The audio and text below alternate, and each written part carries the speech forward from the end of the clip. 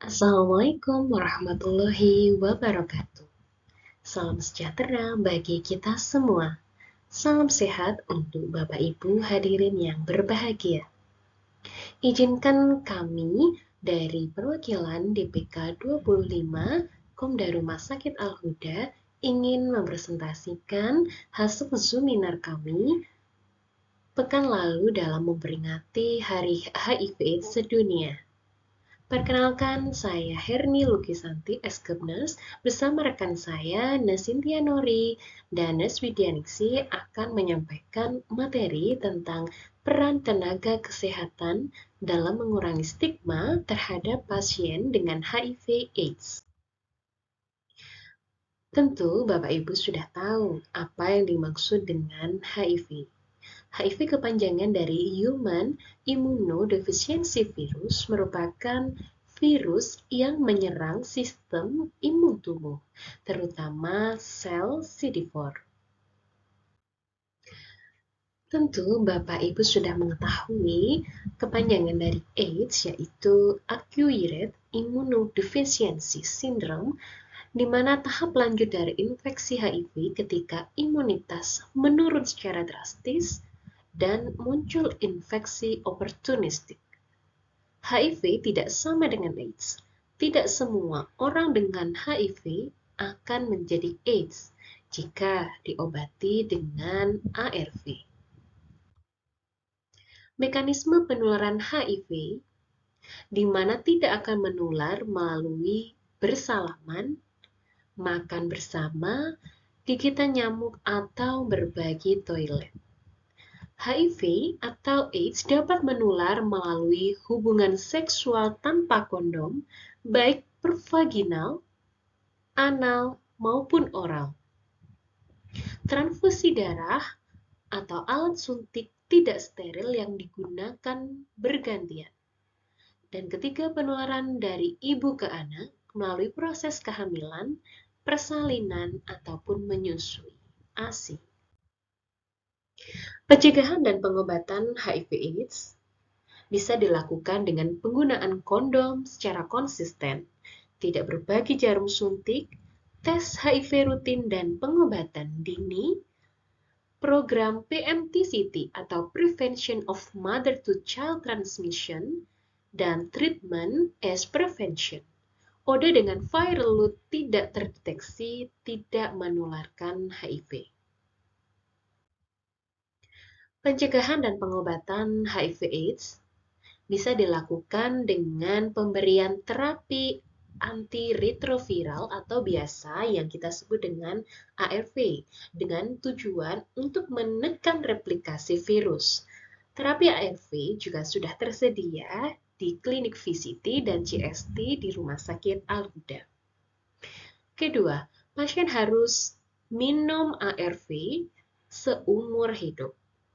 Dan ketiga, meningkatkan kualitas dan harapan hidup ODA atau ODIF. Kepatuhan sangat penting, di mana bila mana presentasi di atas 95%, tentu pengobatan ARV ini dapat bisa dikatakan berhasil. Yang kelima, perawat berperan dalam edukasi, motivasi, dan pemantauan dari efek samping. Populasi kunci HIV/AIDS. Siapa sebenarnya populasi kunci? Ya, yang pertama, gay dan laki-laki yang berhubungan seks dengan laki-laki, atau kita biasa menyebutnya dengan LSL. Yang kedua, waria atau transgender woman. Yang ketiga, pekerja seks komersial. Yang keempat, pengguna narkoba suntik aktif atau penasun. Yang kelima, pasangan dari populasi kunci tersebut. Mengapa populasi kunci sangat beresiko tinggi? Yang pertama, sangat beresiko secara biologis dan perilaku lebih tinggi. Yang kedua, sering mengalami stigma sosial dan diskriminasi. Yang ketiga, akses layanan kesehatan dan tes HIV sering terbatas. Yang keempat, takut diketahui identitas atau orientasi seksual. Di sini, peran perawat dalam mendukung populasi kunci, kita bisa memberikan pelayanan tanpa memberikan stigma dan diskriminasi. Kedua, tentu kita menjaga kerahasiaan status HIV dan identitas dari pasien. Yang ketiga, menjadi advokat bagi hak kesehatan pasien. Dan keempat, mengedukasi masyarakat untuk mengurangi stigma. Apa sih stigma dan diskriminasi? Stigma merupakan sikap negatif terhadap seseorang karena suatu ciri tertentu. Misalkan kita memberikan stigma terhadap penyakitnya, perilakunya, orientasinya, bahkan mungkin status sosial. Diskriminasi merupakan tindakan atau perlakuan berbeda, di mana hal ini dapat merugikan pasien karena pasien dengan status HIV ataupun identitasnya. Jenis stigma dalam ODIF. Beberapa stigma yang diterima oleh pasien kita. Yang pertama, stigma pribadi atau self-stigma, seperti perasaan malu, merasa bersalah, bahkan rendah diri. Yang kedua, stigma masyarakat atau social stigma, di mana ada penolakan dari keluarga terdekat, teman, masyarakat, ataupun rekan bekerja.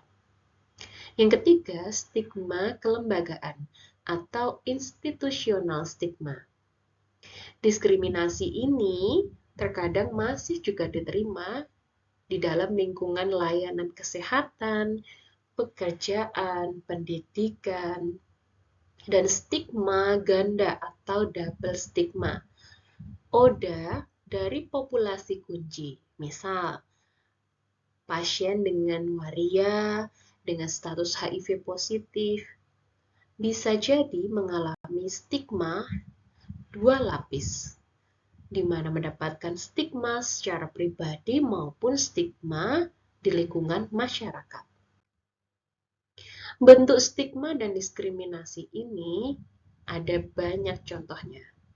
Di antaranya, sikap kita memberikan penolakan terhadap pasien dalam melakukan tindakan medis. Yang kedua, kita terlalu berlebihan dalam penggunaan APD tanpa kita mengkaji alat perlindungan diri mana yang perlu untuk pasien dengan status positif HIV. Yang ketiga, kita membicarakan status pasien, baik itu sesama nakes maupun dengan orang lain. Yang keempat, menunda pelayanan. Dan yang kelima, meletakkan pasien HIV di ruangan terpisah atau terisolasi tanpa kita mengetahui alasan medis dari pasien itu. Dampaknya apa? Yang pertama, pasien enggan memeriksakan diri, bahkan tingkat kepatuhan minum ARV menjadi menurun. Pasien jadi malas berkonsultasi, pasien jadi malas untuk menghubungi konselor, bahkan pasien juga malas untuk datang ke layanan kesehatan. Yang kedua, bisa jadi pasien merasa malu, depresi, bahkan mungkin kehilangan harapan. Yang ketiga, mengalami isolasi dari lingkungan pekerjaan, lingkungan teman, bahkan keluarga terdekat. Yang keempat, penularan HIV bisa meningkat karena pasien tidak mau mencari pelayanan kesehatan. Di sini peran kita sebagai perawat dalam mengatasi stigma, kita bisa menunjukkan dengan sikap non-judgmental terhadap semua pasien. Sesuai dengan sumpah kita, tidak membeda-bedakan. Yang kedua, kita dapat upgrade ilmu atau meningkatkan pengetahuan kita dengan ilmu dan pengetahuan yang luas. Harapannya tingkat empati kita terhadap ODIF itu juga jauh lebih tinggi. Menjaga kerahasiaan status pasien perlu, dengan tidak meng-up kepada semua orang, kecuali diperlukan seperti DPCP perlu pendataan tertentu atau pengkajian khusus, baru kita bisa menyampaikan. Menjaga advokasi jika melihat pasien dengan OTIF mengalami diskriminasi. Berpartisipasi dalam pelatihan atau program inklusi di unit kerja. Oke, refleksi diri. Di sini, kemampuan perawat untuk meninjau kembali pikiran kita, sikap kita, dan perilaku pribadi kita terhadap pasien dengan status HIV/AIDS. Kenapa sih kita perlu merefleksikan diri kita? Tujuannya menyadari bias atau prasangka yang mungkin tidak disadari. Yang kedua, mengidentifikasi ketakutan yang mungkin muncul karena kita kurangnya pengetahuan. Yang ketiga, mengevaluasi apakah tindakan yang selama ini kita berikan sudah bernilai profesional atau tidak. Yang keempat, membangun empati, pemahaman yang lebih dalam terhadap kondisi pasien. Nilai profesionalisme. Ya, nilai profesionalisme sebagai perawat. Yang pertama, non-malafeasance. Tindakan kita tidak membahayakan. Yang kedua, justice, kita adil. Yang ketiga, respect for dignity, menghormati martabat manusia. Bagaimanapun, tetap kita menghargai, menghormati hak dan kewajiban pasien. Yang keempat, berempati. Yang kelima, professional accountability, tanggung jawab kita terhadap profesi. Dan yang keenam, integritas moral. Nah, bagaimana komunikasi empatik dan non-stigmatik terhadap asuhan pasien dengan HIV/AIDS? Elemen dasar yang perlu kita ketahui tentang komunikasi terapeutik. Yang pertama, empati. Kemampuan memahami, merasakan apa yang dirasakan pasien secara tulus tanpa memberikan penghakiman. Yang kedua, jujur, menciptakan kepercayaan melalui informasi yang jujur dan jelas, meningkatkan tentu komunikasi yang lebih efektif dari pasien ke tenaga kesehatan maupun sebaliknya. Yang ketiga, aktif mendengarkan. Bapak, Ibu, pasien dengan OTIF, mereka perlu ruang untuk didengarkan. Mereka memerlukan ruang untuk tidak dihakimi. Maka ketika kita menjadi listener yang baik, tentu kita sudah memberikan perhatian penuh kepada pasien dengan tingkat profesional. Kehadiran, kita merasa hadir, menghadirkan diri secara penuh, baik secara fisik maupun emosional. Ada interaksi antara kita dengan pasien. Ada salah satu ilmu tentang active listening di mana ada elemen-elemennya, di mana kita menunjukkan sikap rileks saat berkomunikasi, saat konseling, dan sit squarely. Kita menunjukkan sikap respect, menghargai. Jika pasiennya duduk, kita persilahkan duduk, kita juga ikut duduk. Ada eye contact antara kita dan juga pasien.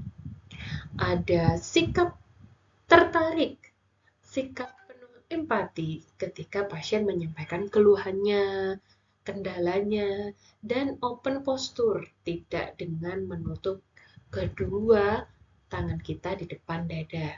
Jadi kita menunjukkan sikap menghargai. Konsep komunikasi. Di depan kita sudah membahas tentang komunikasi empatik. Komunikasi empatik bisa ditunjukkan dengan mendengar dengan penuh perhatian, sebagai active listening. Yang kedua, tunjukkan penerimaan tanpa menghakimi atau non-judgmental attitude. Yang ketiga, gunakan bahasa tubuh yang terbuka, hangat, dan keempat, kita bisa validasi perasaan pasien. Setelah konseling, setelah kita kaji, mungkin dengan hal itu beliau bisa merasa lebih lega, lebih plong, dan gunakan bahasa yang sederhana, jangan yang terlalu formatif. Jadi pasien bisa mengerti pertanyaan kita, bahkan pasien juga bisa mengerti apa isi edukasi yang ditangkap oleh dari perawat ke pasien. Komunikasi yang kedua dengan non-stigmatik. Gunakan bahasa yang menghargai pasien. Pasien dengan ODIF tidak semudah itu dalam kita mengkaji keluhan, mengkaji background, mengkaji pola hidupnya. Maka dari itu gunakan bahasa yang sederhana. Hindari bahasa yang menyalahkan atau yang non-judgmental. Yang ketiga, memberi harapan bukan sebuah ketakutan.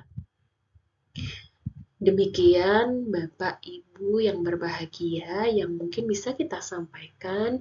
Semoga dengan penyampaian ini Bapak Ibu bisa lebih proaktif terhadap pasien dengan HIV/AIDS, tidak memberikan stigma, tidak memberikan diskriminatif yang berlebihan terhadap pasien. Dan harapannya dengan hal ini kita bisa meningkatkan komunikasi yang empatik dan non-stigmatik kepada pasien-pasien kita guna meningkatkan pelayanan, meningkatkan profesionalisme kita dalam pemberian asuhan kepada pasien dengan HIV/AIDS di Rumah Sakit Al-Huda.